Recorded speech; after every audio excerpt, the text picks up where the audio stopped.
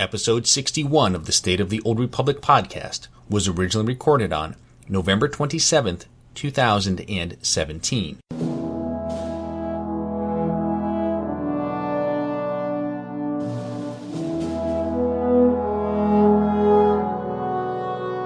It's the State of the Old Republic podcast.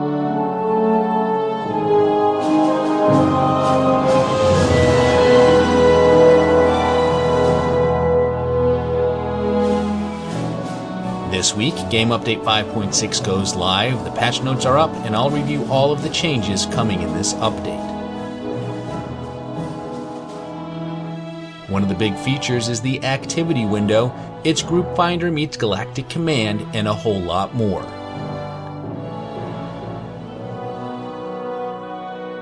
As of 5.6, the classes are now balanced. I'll tell you how to throw it all out of whack with shiny new augments.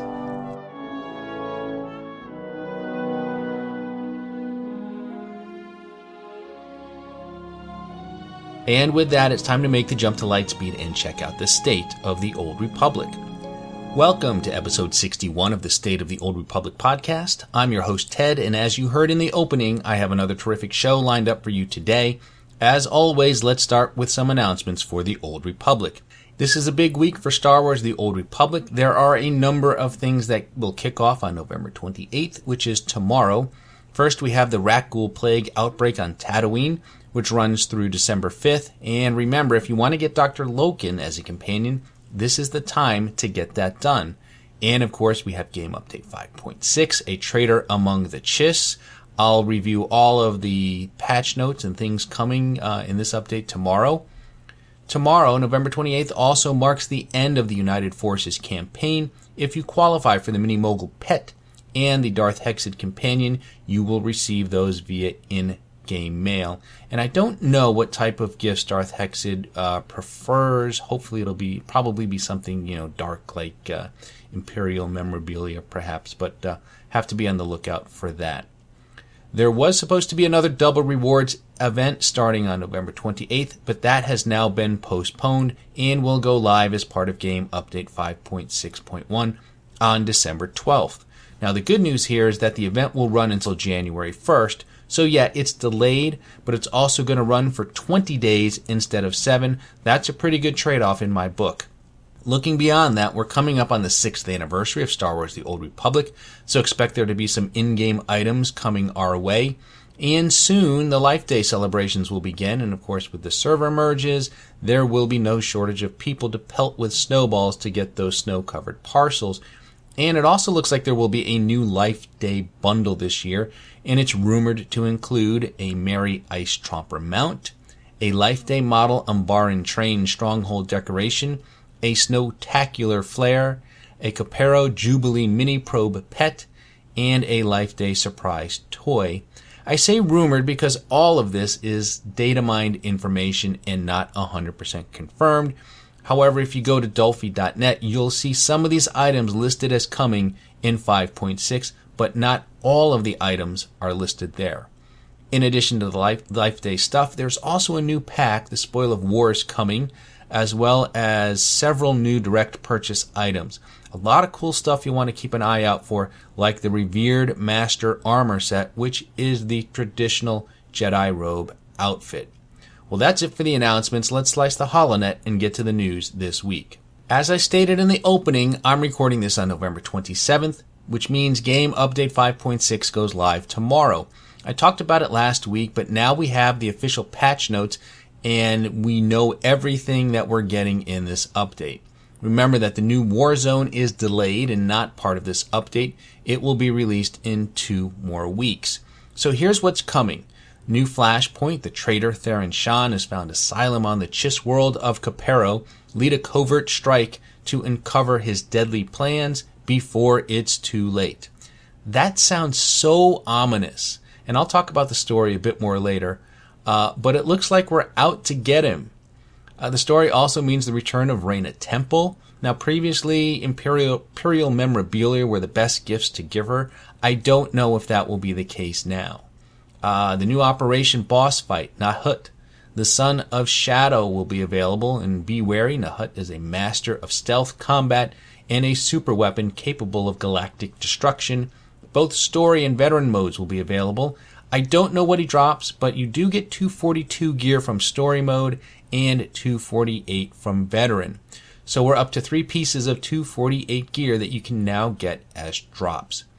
There's a new Galactic Starfighter map. Wage war in a 12v12 death match in orbit above the planet Iokath. The activities window.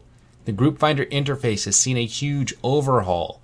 This includes repeatable rewards, bonuses for roles in need, along with unifying the group, Warzone, Galactic Starfighter, and solo content into a single window. If this sounds an awful lot like the Galactic Command interface, it's because it's going away. The interface, not Galactic Command. And I'll talk about the activities window in greater detail shortly. The Master's Datacron, available for 2,000 cartel coins on the cartel market. This item will allow you to take any existing character and make them a level 70 character. The Datacron also includes a full set of level 70 gear, so you can jump right into the action.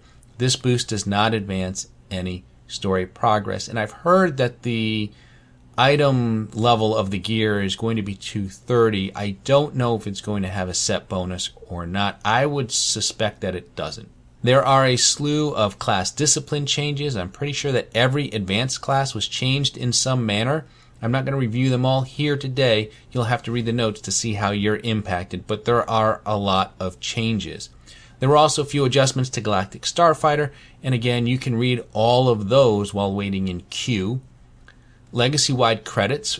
Players can now deposit and withdraw credits from their legacy banks. Reading this, I'm now worried that the only way to spend credits from the bank will be to withdraw them on the character that needs them.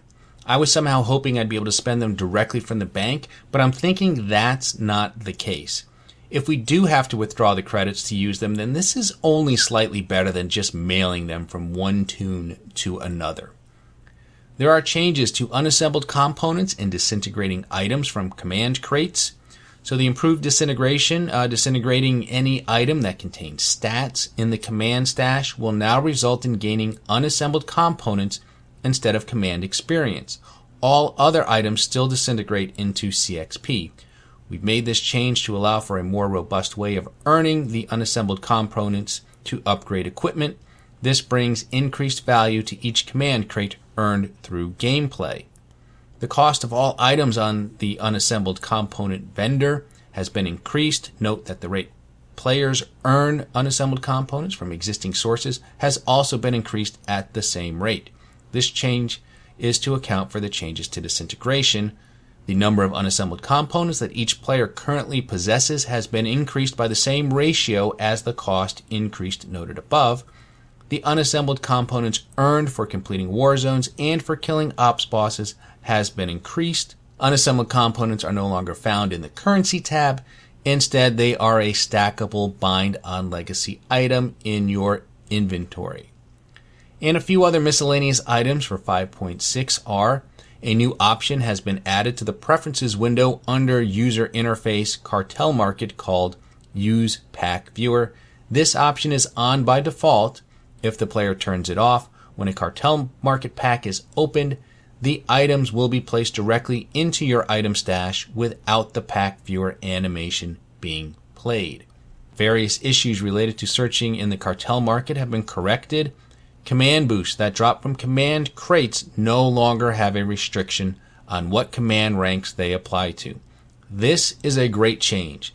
They were designed to stop working at rank 179, so they had limited appeal. Furthermore, they looked exactly like the CM boosts that do not have that restriction, which made it confusing if you were shopping for them on the GTN.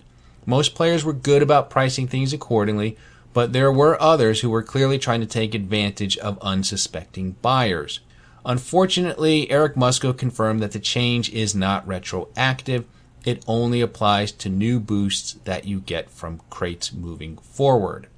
The command experience earned from Hammer Station has been reduced in all difficulties to bring it in line with other Flashpoint's time commitment.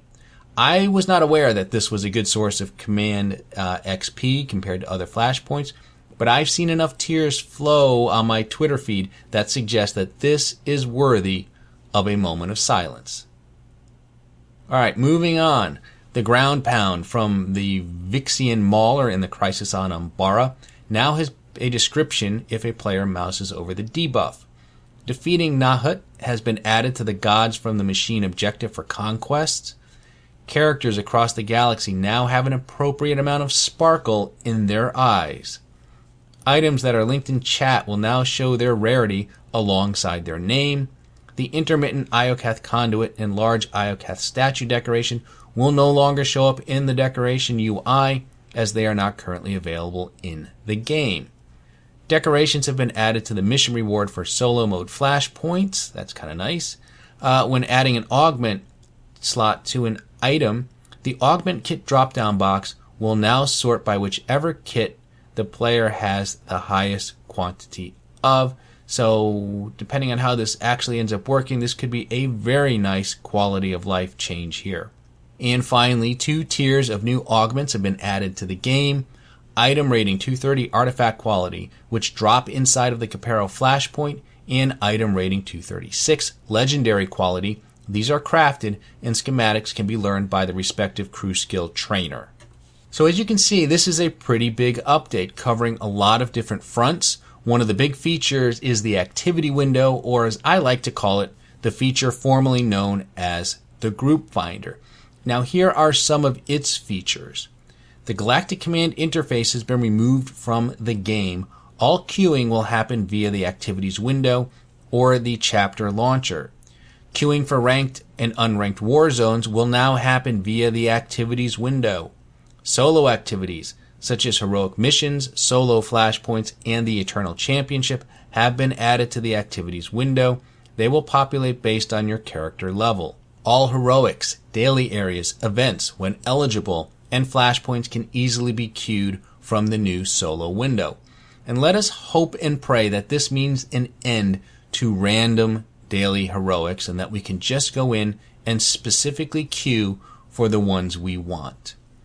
There will be repeatable rewards. For each PvE group activity, there is a repeatable reward when queuing for all available content. This reward is available after claiming the daily bonus for that category. And there's a new feature called Roll in Need. Certain group enforced content will now give bonuses to roles in need. The goal is to provide that extra incentive to help bring groups together quicker. For example, there is a lack of healers in the activities window queue for Master Mode flashpoints, so we will offer an extra bonus to any healers who queue for that activity. I've seen this in other games. It's not bad, but as a general rule, expect the need to be tanks, followed by healers, followed by the cold day in hell when there's a shortfall of DPS. Daily rewards. For each PvE group activity, there is a significant bonus to experience credits, command experience, and unassembled components. To be eligible for this reward, you must queue for all available content. Lockouts. We've redesigned the Operation Lockout window to be more informative while cleaning up unnecessary duplication of data. This is a good start, but the focus is clearly on better rewards and consolidating how we queue for activities. It's the spawn of the Galactic Command interface and the group finder. I hope that in the near future they plan to expand this out and allow us to form groups. You want to hunt down some dark versus light world bosses? Go to the activity window, create an activity, and allow players to sign up. As the organizer, you can list criteria and accept and reject players. You're in the middle of a 16-man run and someone drops. You can list your group and then fill. And it wouldn't be just for ops. It could be for anything. You want to form a group for heroics or to hunt down HK51 parts. This is the tool that you would use to do that. It didn't happen for 5.6, but I hope that in creating the activity window, they've laid the foundation for this to happen in a future update. Now, another of the new items we're getting in 5.6 are the new augments. According to the notes, there will be 2 types, 230 artifact and 236 legendary. The 230 will drop from the new flashpoint, hopefully in all modes, but with higher drop rates from veteran and master modes. The 236 will be craftable, and you can learn the schematics directly from your crew skill trainer. There was no mention of what was needed to craft them, but I think there's a new material coming in 5.6, but don't quote me on that. Now, as far as how readily available the new augments will be, well, this is what Charles Boyd had to say about them during the Bad Feeling Buvette number 2. We wanted to have something new and actually exciting for players to chase. You know, everyone likes cosmetics, everyone likes decos, everyone likes that kind of stuff. But power is still, for most players, the main draw, right? So we just essentially landed on augments as a way to give players a little more power. Without having to go with the specific, new tier of gear, new command levels route. And there is one thing that's important. And it had been a long time since we'd actually updated them, right? They're pretty far back from the average gear levels. So it felt like a time to get back to that. And there is one important distinction, too. And you guys will learn more about this when we start talking like super specifics on the augments. But the augments are not designed currently in a way that you are absolutely going to have the best augments all the time. Yeah. Like, there is chase in those augments. So the game is still balanced around the current augments because we expect most people will have those augments. The other ones are beneficial to go above it, but it's not necessarily like every level 70 is going to be running around in the best augments in the entire game. Okay. At least not immediately. Correct. There is a chase component to it, so just know at least a little bit of that part.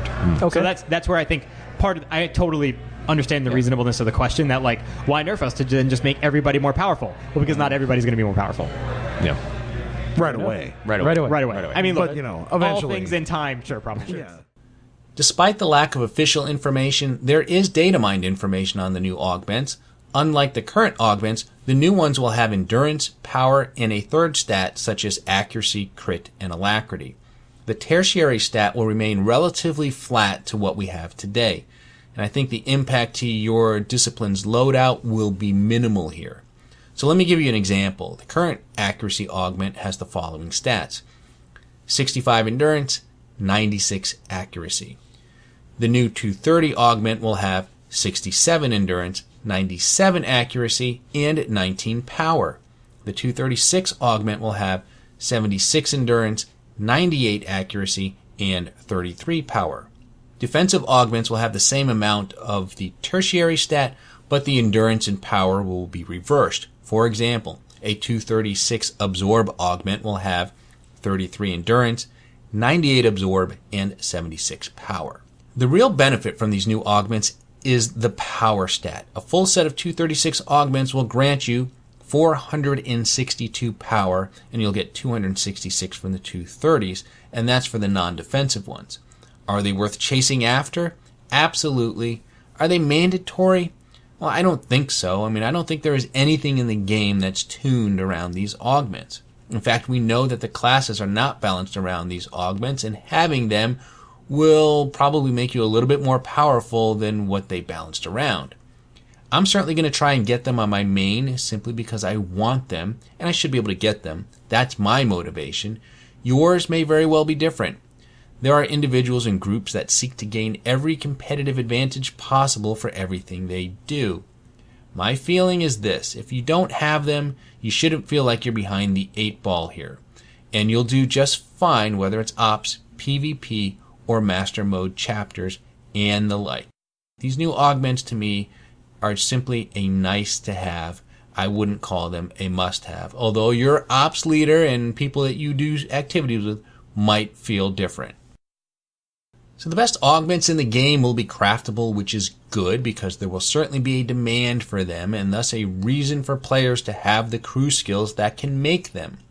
I bring this up because in Game Update 5.4, Crisis on Umbara, BioWare reintroduced reusable stims, adrenals, and med packs. It's not something that was widely publicized.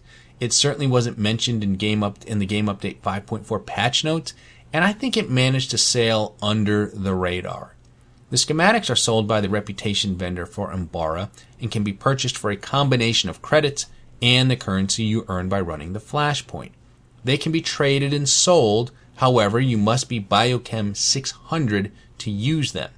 That's right, they're Biochem only. If you have Biochem but don't want to grind out the currency to purchase the schematics, you can just buy the items off the GTN or find someone to make them for you. The stats and duration are identical to the top tier stims, adrenals, and med packs in the game. For those that don't know, reusables were once part of the game. They were removed because they were deemed to be too powerful. They offered such a benefit that many players felt that Biochem was a mandatory crew skill. especially if you were into endgame raiding. So here we are today with reusable stims, adrenals, and med packs back in the game. I don't know if there's been a mad rush to drop other crew skills and pick up biochem, but I suspect not. In the early days, the other crew skills didn't offer up much in the way of useful endgame items. Nowadays, there are augments and augment kits. There are mods, enhancements, armorings, hilts, and barrels. Today's stims last an incredibly long time. And it's not that hard to make credits these days, so purchasing the stims and adrenals and med packs shouldn't break the bank. Also, players have a lot more characters today than they did before. Chances are you have a biochemist who can make stims, adrenals, and med packs for your other toons. If you have a toon that is your main and you do hours upon hours of endgame raiding each week, then it probably makes sense to have biochem on that character.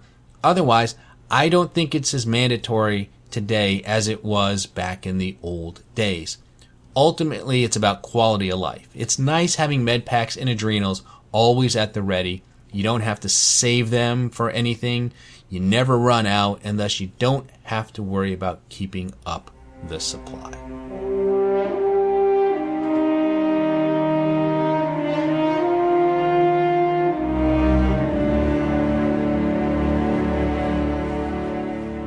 I'm ready for 5.6. I hope some questions get answered. Is Theron really a traitor? He wasn't surprised we survived the train wreck, and he even left us some Adegan crystals. And what about that mysterious order? Theron said he left the Alliance because it no longer looked like an engine for peace, but that robed figure with the bone mask who welcomed Theron into the Order did not look like a harbinger of peace. He looked like someone who belongs to a cult rather than a political movement or revolution. And this figure likely wasn't the Order's leader, which makes one wonder, who is their leader? You can't have an Order without a leader, and I'm pretty sure Theron is not it. Unless, like great-great-great-great-great-grandfather, like great-great-great-great-great-grandson, I don't think so. I think that's going to be it for today. I can't wait to jump into a Traitor Among the Chiss. I'll run it on my main toon first, but then I'm going to run it on my newly created female Chiss agent. She's about a month old, and she's already my number 2 alt. She's sitting at Galactic Command rank 250. I've taken her through her class story, Revan, Fallen Empire, Eternal Throne, Iokath, and Umbara. She's ready for Capero and a reunion with Aristocra Saganu, and of course Theron Shan. And she's an operative, which I've never played before, and I gotta say, if you haven't played a stealth character, you need to give that a try, especially if you like solo activities. If there is something you can do on your own, you'll never want to group with anyone ever again to do that thing. As a non-stealth, having a friend along is a big help, but when you can stealth, they're just an anchor. So that is all I've got for today. Let me cue the music and congratulate you on surviving another half hour listening to episode 61 of the State of the Old Republic podcast. I'm your host, Ted, and I thank you for tuning in. You can find this podcast on iTunes, Stitcher, Google Play, YouTube, and Buzzsprout. You can also listen to the show directly from the show site, which is sotorpodcast.com, and there is an RSS feed where you can subscribe to the podcast directly. If you have a question for the show, you can email me at sotorpodcast@gmail.com. You can also tweet your questions to @sotorpodcast or send me a direct message. And be sure to follow me on Twitter to get the latest information on the show. Look for episode 62 on December 5th, and remember the Sith code, cake is a lie.